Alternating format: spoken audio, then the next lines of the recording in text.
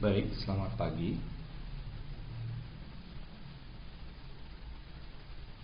Salam sejahtera untuk kita semua. Pagi hari ini kita tetap akan belajar di rumah.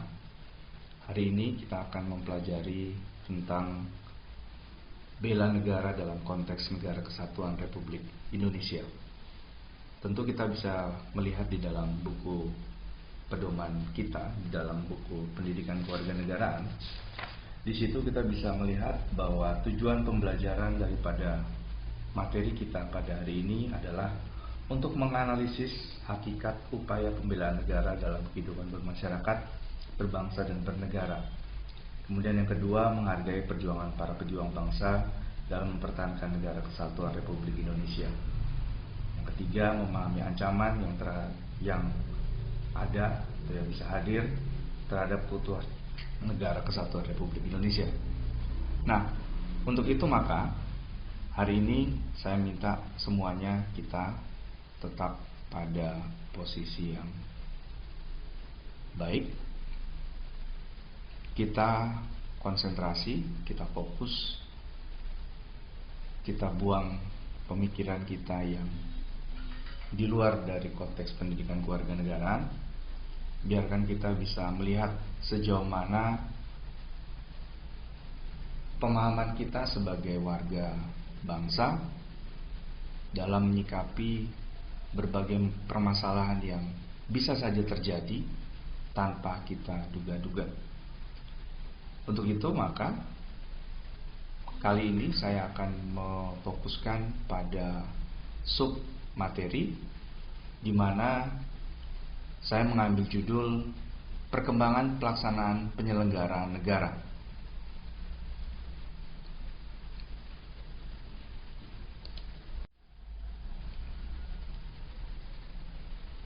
Tentu kita bertanya bahwa kalau kita menjadi warga negara, lantas apa yang menjadi dasar kita untuk bisa melihat proses perkembangan kita ke depan? Karena biar bagaimanapun negara tidak akan bisa berjalan dengan baik kalau kita sebagai warga negara tidak memahami esensi dasar kita sebagai warga bangsa. Peran penting negara itu saya mengambil 2 poin yang bisa kita jadikan sebagai dasar kita untuk bersama-sama mempelajari tentang hal-hal apa saja yang perlu kita lihat sebagai mekanisme kita dalam meng-create segala sesuatu di mana negara menjadi pemimpin ataupun menjadi wadah bagi terciptanya atau terselenggaranya hak-hak yang dimiliki oleh warga negara. Yang pertama adalah negara sebagai alat masyarakat yang mempunyai kekuasaan untuk mengatur hubungan antar manusia dan mengatur gejala-gejala kekuasaan di dalam masyarakat. Apa maksudnya? Bahwa kita melihat bahwa masyarakat dengan begitu banyak kepentingan yang ada di dalam diri mereka, masyarakat yang sangat memiliki banyak sekali corak dalam lingkungan kehidupan mereka. Masyarakat Indonesia yang secara luas kita tahu bahwa masyarakat Indonesia itu terdiri atas berbagai macam suku, adat istiadat, budaya, warna kulit, dan juga berbagai macam perbedaan yang sangat banyak. Untuk itu maka perlu adanya pengaturan ataupun regulasi yang bisa diterima oleh seluruh lapisan masyarakat. Nah, oleh karena itu maka negara menjadi alat yang pas yang bisa mengatur seluruh kehidupan yang ada di dunia ini. Yang kedua, negara dengan kedaulatannya menjadi alat yang kuat memajukan manusia, sehingga merupakan satu institusi penting masyarakat untuk membantu manusia meraih tujuan hidup yang lebih baik. Apa maksudnya? Tentu negara itu hadir tidak tiba-tiba. Munculnya negara itu berasal dari proses yang cukup panjang yang selama ini diperjuangkan oleh warga bangsa. Nah, oleh karena itu maka sepatutnya ketika sudah memiliki negara, maka seluruh warga bangsa harus bisa memberikan kontribusi agar negara tidak hanya sebagai formalitas saja. Mari kita melihat proses perjalanan bangsa kita satu persatu. Nah, negara itu diibaratkan sebagai seorang pilot. Negara diibaratkan sebagai seorang pilot, di mana pilot tersebut harus bisa menguasai seluruh komponen-komponen pesawat sehingga para penumpangnya dapat sampai ke tujuannya dengan selamat. Nah, oleh karena itu maka negara patut untuk diperjuangkan. Nah, proses perjuangan itu tentu harus melihat proses perjalanan bangsa yang cukup panjang di masa lalu. Kalau kita melihat proses pendidikan kewarganegaraan, pembelajaran pendidikan kewarganegaraan itu sangatlah menarik untuk kita lihat. Di situ ada simbol just art. Apa makna dibalik itu semua? Saya mengutip kalimat dan juga gambar itu bahwa menjalankan kehidupan berkewarganegaraan tidak kaku. Artinya, sebagai seorang pemimpin dibutuhkan kreativitas yang sangat luas. Karena berbagai macam tantangan yang dihadapi, tentu berbagai macam model yang itu harus selalu siap sedia untuk diperjuangkan, untuk dilihat sebagai sebuah peluang atau bahkan sebuah ancaman. Nah, maka seorang pilot dalam hal ini harus benar-benar menguasai bagaimana kondisi cuaca, bagaimana kondisi pesawat, bagaimana psikologis penumpang yang ada di dalam pesawat tersebut. Nah, sama juga dengan negara. Negara harus bisa menguasai itu semua.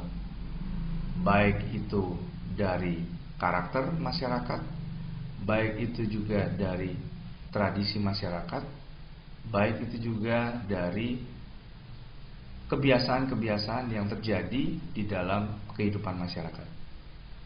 Nah, semua itu berjalan bersama, tidak satu persatu, tidak sendiri-sendiri.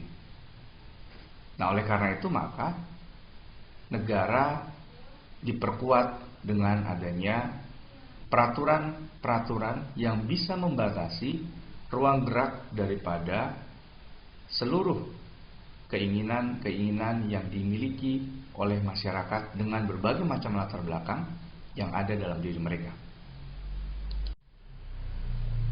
Nah,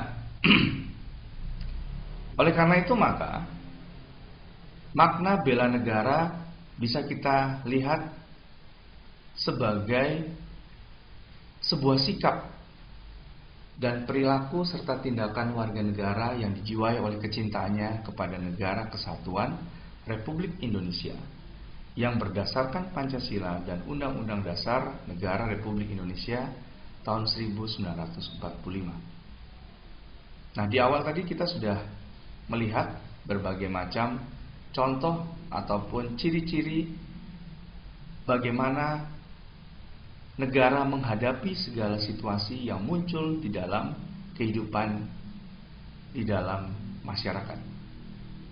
Maka negara tidak boleh memihak satu kelompok. Negara harus berdiri di tengah. Negara harus bisa menjamin seluruh komponen, seluruh lapisan masyarakat itu sejahtera. Nah, oleh karena itu maka negara dibekali oleh berbagai macam kekuatan, mulai dari infrastruktur, mulai dari pendanaan, mulai dari keilmuan, mulai dari teknologi. Nah, semua itu dilengkapi oleh negara sebagai bagian daripada proses keinginan daripada negara ingin menjamin kehidupan yang baik bagi seluruh warga negara. Nah, setiap negara punya tantangannya masing-masing. Tidak sama. Ambil contoh, kita bisa mendengar setiap kali di berita bahwa ada yang namanya imigran. Nah, tentu imigran ini bagi masyarakat Indonesia tidak menjadi sebuah masalah. Tetapi bagi negara Eropa bisa jadi ini menjadi sebuah masalah.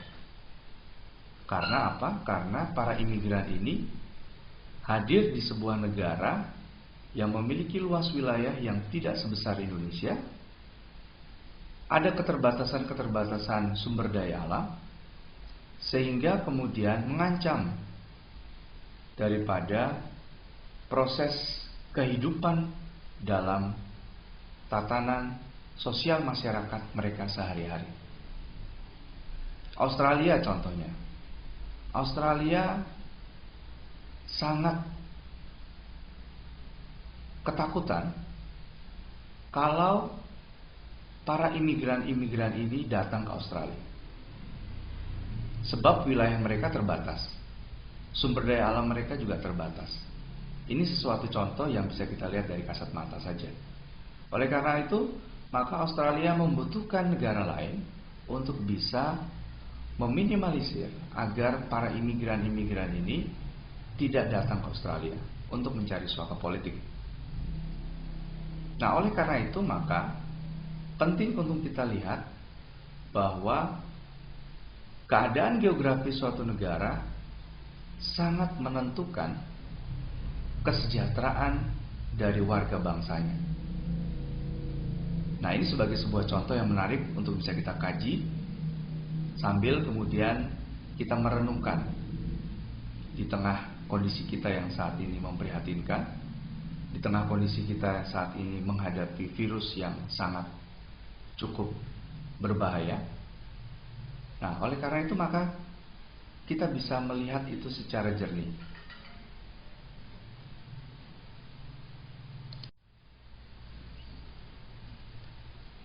Nah, oleh karena itu maka hal ini harus disadari sejak awal kepada seluruh pimpinan bahwa dalam menjalankan sebuah negara tentu ada konsekuensi yang harus dihadapi.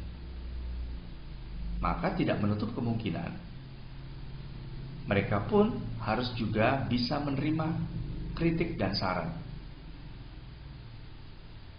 Karena kalau kita melihat konteks ini, maka setiap negara memiliki kepentingan nasionalnya sendiri-sendiri yang terkadang dapat berbenturan dengan kepentingan satu dan lainnya dan dapat menimbulkan ancaman karena kuatnya persaingan antar negara. Nah, maka simbol negara adalah pemimpin, yakni presiden atau perdana menteri kalau suatu negara tersebut menjalankan sistem pemerintahan dengan parlementer. Nah, prinsip ini yang menjadi pegangan bagi seorang pemimpin.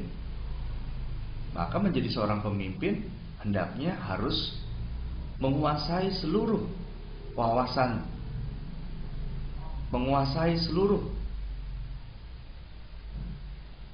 sumber daya yang dimiliki oleh suatu negara. Tentu yang paling mendasar adalah menguasai keilmuan. Maka seorang pemimpin harus pintar.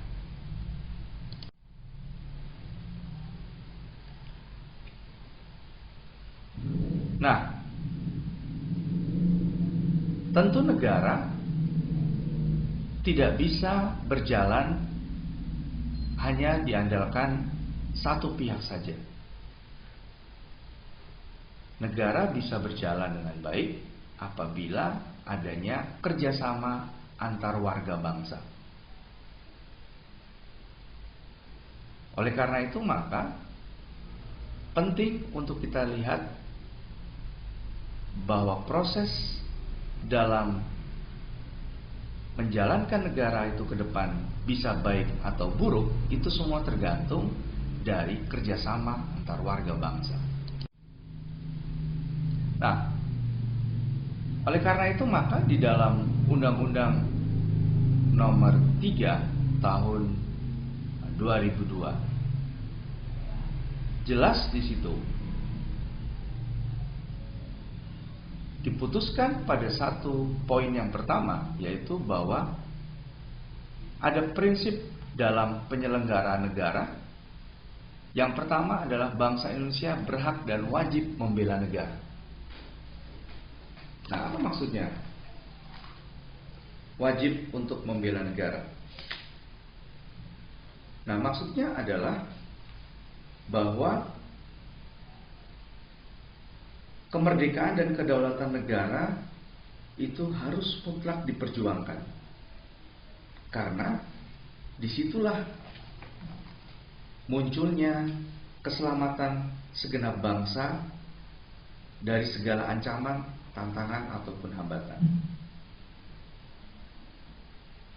Kalau kita sebagai manusia tidak dibekali ilmu pengetahuan yang cukup, maka tentu kita tidak akan bisa bertahan hidup secara baik.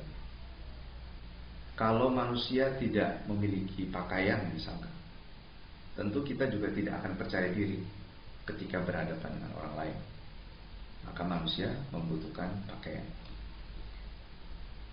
Nah, oleh karena itu maka prinsip penyelenggaraan yang pertama ini adalah mutlak harus dibutuhkan oleh negara, sehingga negara harus mampu menjamin kehidupan yang baik.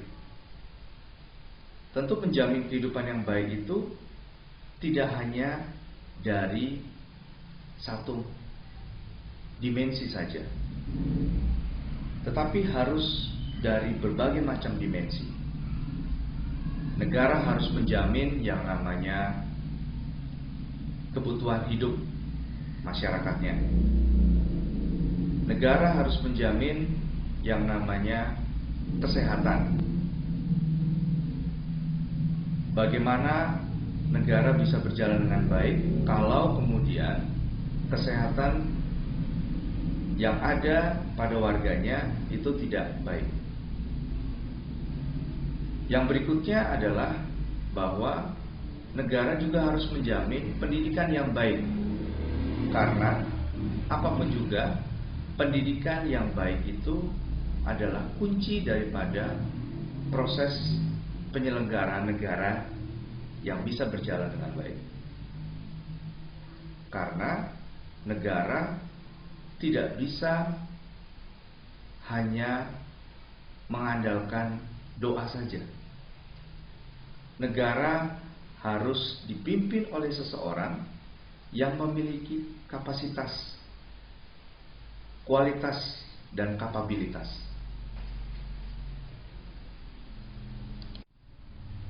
Nah, sebagai sebuah negara yang sangat besar, tentu Indonesia adalah sebagai negara yang kaya akan sumber dayanya.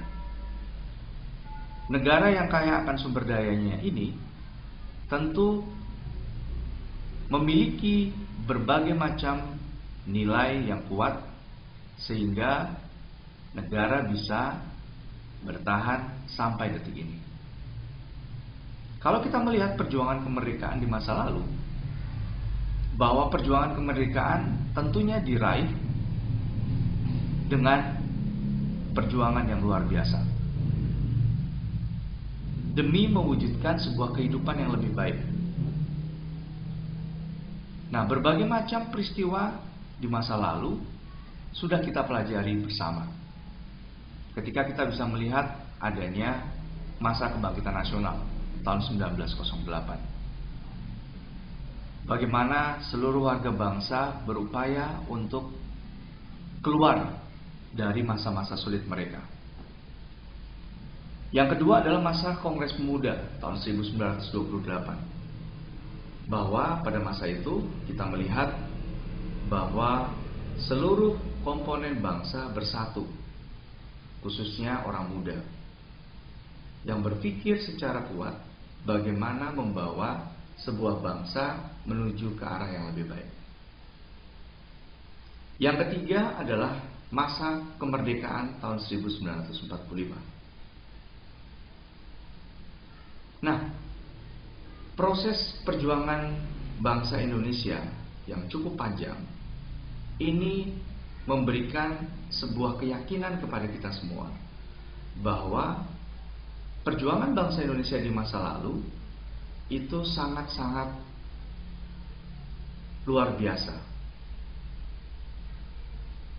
Nah, simbol perjuangan yang bisa kita ambil dari peristiwa masa lalu, saya mengambil sebuah simbol tokoh pewayangan Bima.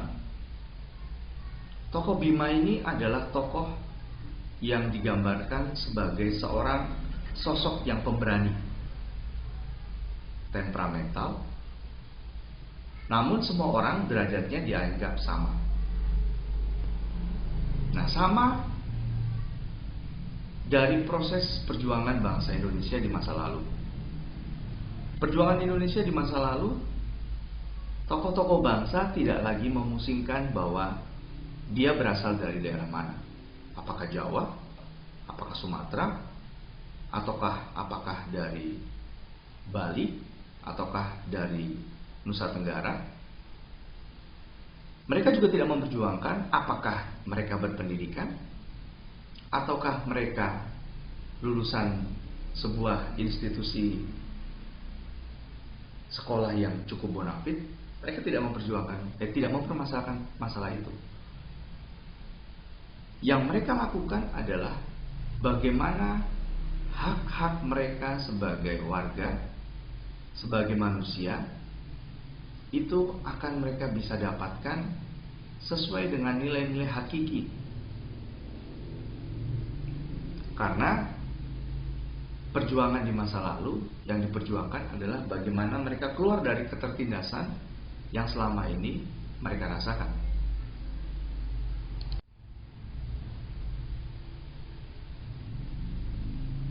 Nah, maka prinsip yang pertama ini mau mengarahkan kepada tujuan dari terselenggaranya sebuah negara. Apa tujuan daripada terciptanya negara? Adalah untuk mewujudkan kesejahteraan. Kesejahteraan diartikan sebagai kondisi manusia di mana orang-orangnya dalam keadaan makmur, dalam keadaan sehat dan damai. Nah, maka perlu dibutuhkan seorang pemimpin yang multi talenta, seorang pemimpin yang sangat menguasai seluruh aspek kehidupan, baik itu sosial, baik itu politik, baik itu ekonomi, baik itu budaya. Pemimpin harus menguasai itu semua. Prinsip penyelenggaraan pertahanan yang kedua, kita bisa melihat poinnya adalah partisipasi secara aktif dan bertanggung jawab. Tadi di awal kita sudah melihat bahwa perlu adanya kerjasama antara warga bangsa. Nah, oleh karena itu maka dibutuhkan komitmen bersama untuk tanggung jawab. Nah, ini yang harus kita lihat sebagai sebuah komitmen yang disadari oleh kita semua sebagai warga negara.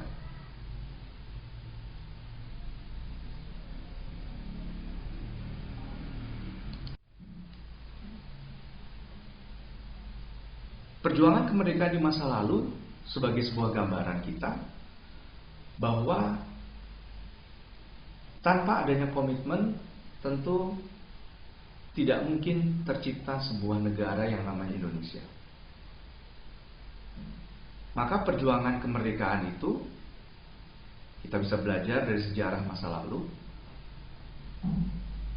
bahwa seluruh lapisan masyarakat, mulai dari kelompok bangsawan dan juga kelompok non-bangsawan, itu bahu-membahu demi mewujudkan sebuah kesejahteraan yang diimpikan secara bersama. Nah, oleh karena itu kita bisa melihat bahwa simbol perjuangan kemerdekaan di masa lalu ada seorang tokoh yang bernama H.O.S. Cokroaminoto. Kita sama-sama sudah bisa mengetahui, pernah kita juga sudah belajar bahwa Cokroaminoto ini adalah tokoh yang luar biasa, melepaskan dirinya sebagai seorang bangsawan demi untuk mengangkat derajat dan martabat seluruh warga bangsa. Maka Cokroaminoto sering dikatakan sebagai Raja Jawa tidak bermahkota. Sori toladan Cokroaminoto tentu ditularkan dan sampai kepada tokoh-tokoh bangsa yang pernah mewarnai perjalanan perjuangan bangsa Indonesia di masa lalu. Ambil contoh, ada tokoh Soekarno, Insinyur Soekarno. Ada tokoh, ada Malik. Ada tokoh Semaun. Ada tokoh Musso. Dan banyak tokoh-tokoh yang mewarnai kehidupan di masa lalu. Simbol perjuangan yang bisa kita juga ambil di masa lalu juga adalah bagaimana kita bisa melihat bahwa munculnya teknologi, bahwa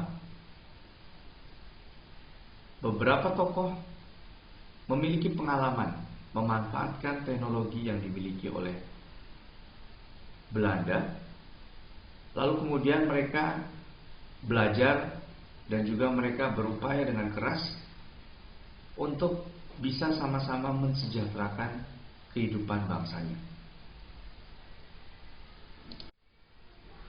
Nah, oleh karena itu maka dari peristiwa sejarah masa lalu kita bisa melihat bahwa tokoh Cokroaminoto ini adalah tokoh yang sangat memiliki segudang talenta. Dia adalah tokoh yang pandai berdiplomasi. Dia adalah tokoh yang bisa berorasi. Dia adalah tokoh yang bisa mendesain, bisa mendokumentasikan secara rapi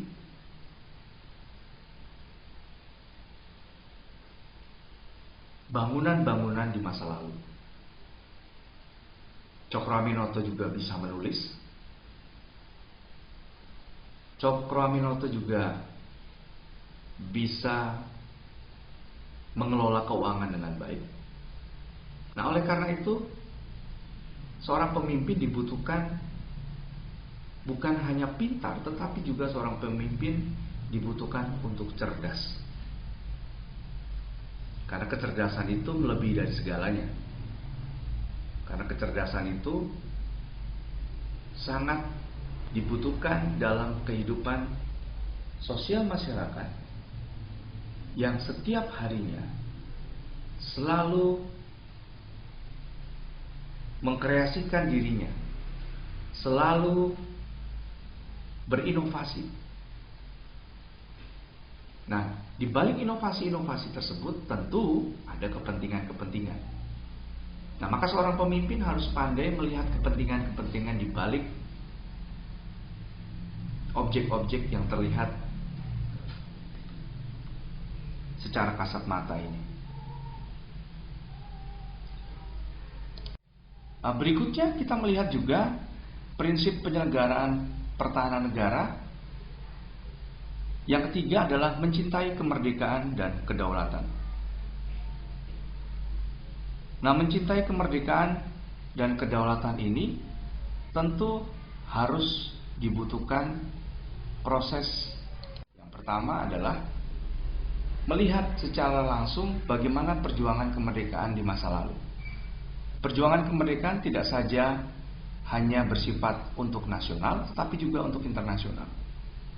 Maka pada masa lalu menggagas diadakannya konferensi Asia Afrika pada tanggal 18 sampai dengan 24 April tahun 1955. Nah, simbol perjuangan yang saya ambil pada hari ini adalah bahwa simbol perjuangan yang tidak ingin memihak kepada pihak manapun, ingin menjalin kerjasama secara luas.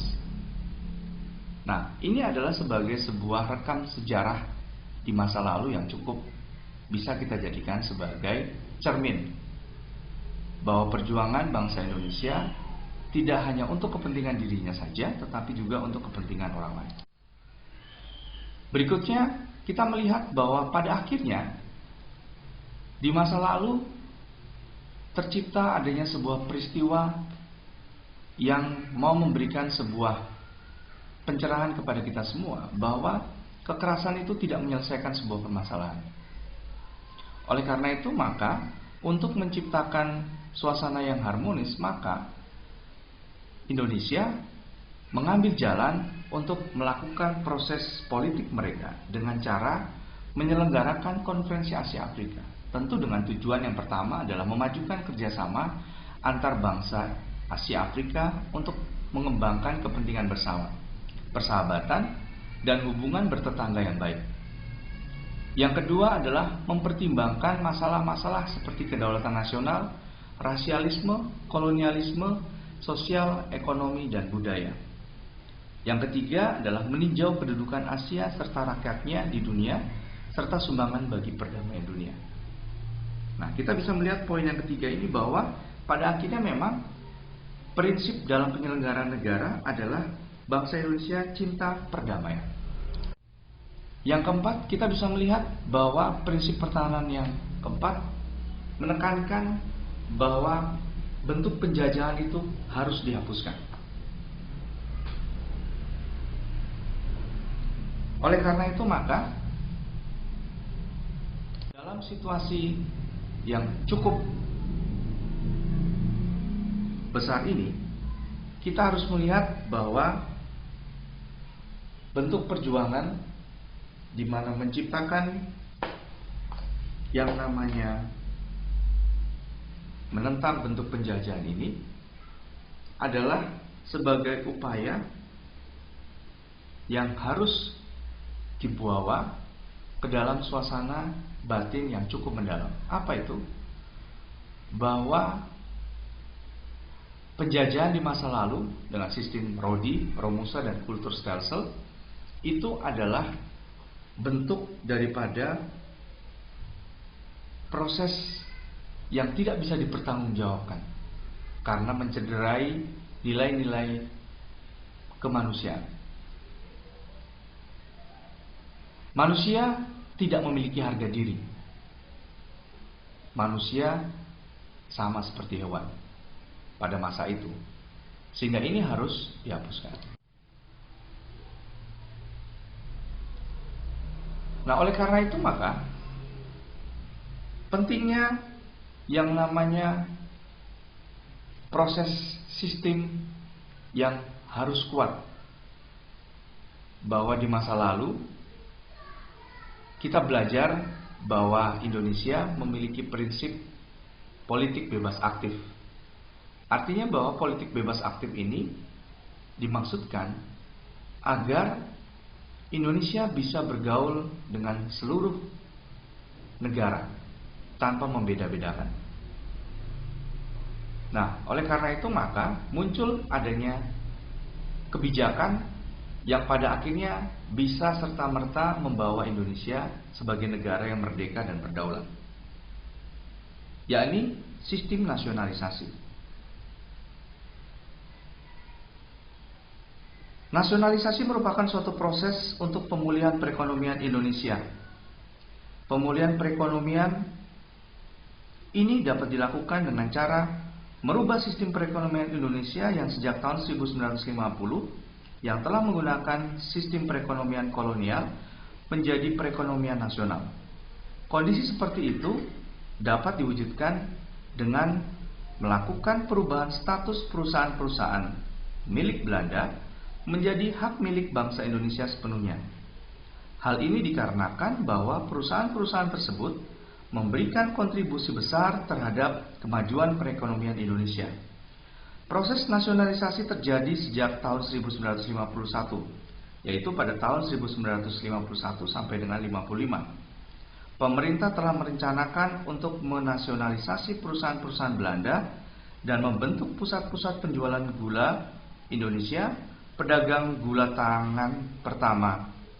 Kemudian pada tahun 1956 sampai dengan 1957 terjadi kondisi yang sangat buruk, yaitu adanya ketegangan yang diakibatkan oleh kaum buruh yang memberontak.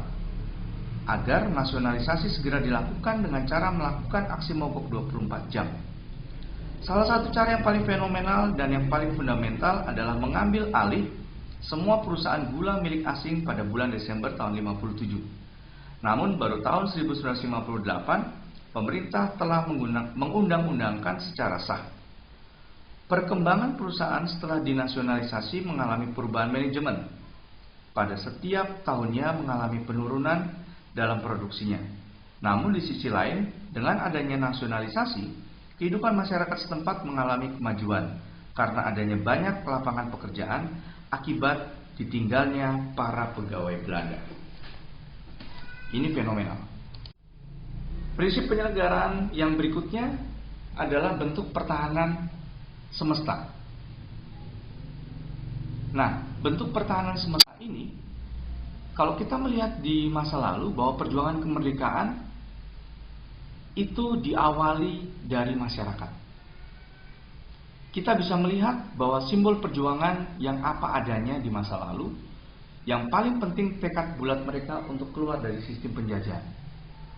Sehingga perjuangan masyarakat pada waktu itu yang dibutuhkan hanyalah kesanggupan dan kerelaan untuk mengorbankan jiwa dan raga mereka. Itu saja modalnya. Nah, perjuangan di masa lalu cukup sangat menarik untuk kita lihat. Nah, inilah melahirkan adanya sebuah sistem pertahanan di mana munculnya Tentara Nasional Republik Indonesia. Nah, tentu terbentuknya Tentara Nasional Republik Indonesia itu juga tidak terlepas dari peristiwa sejarah di masa lalu. Ada keinginan masyarakat yang berani mengorbankan dirinya.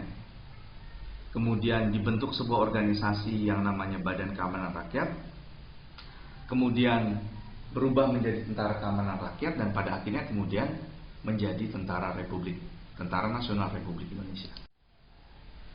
Nah, prinsip penyelenggaraan pertahanan yang berikutnya adalah yang keenam, menganut prinsip demokrasi dan kesejahteraan. Nah, prinsip demokrasi dan kesejahteraan ini penting dalam proses penyelenggaraan negara. Sebab negara tidaklah sebagai negara yang bersifat otoriter. Kalau kita melihat perjuangan pada masa lalu, perjuangan kemerdekaan tidak selamanya dilakukan dengan cara fisik. namun bisa dilakukan dengan cara non-fisik. Nah, hal ini dimaksudkan untuk menghindari korban yang lebih banyak demi memperjuangkan hak-hak orang banyak.